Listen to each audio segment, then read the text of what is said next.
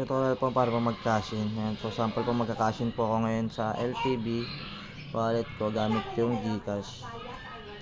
Ayan, cash in wallet po. Tapos ngayon, pipili lang kayo kung anong bank yung gagamitin nyo ngayon. Sample ako gagamitin ko is BPI. Copy nyo yung, ito yung pwede nyo i-copy para ito yung kakapitin yung name.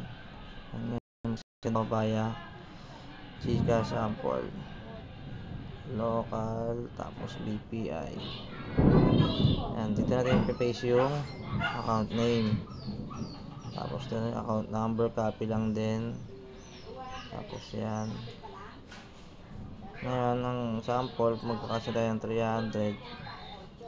Ngayon, yung email, pwede nyo ilagay ito yung LPBP sa Wi-Fi, copy lang din.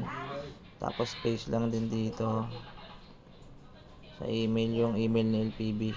Yan po yung LPB sa Wi-Fi at lpb.gg. Ngayon, send money.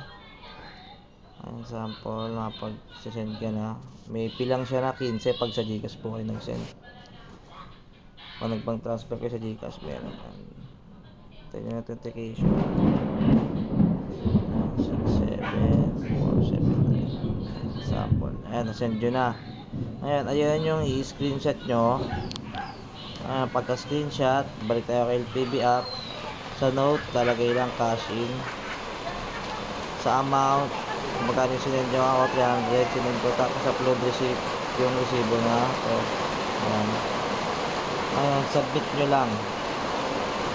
Pag submit, lalabas dito sa babayan, pending. Hindi nga pala akong license.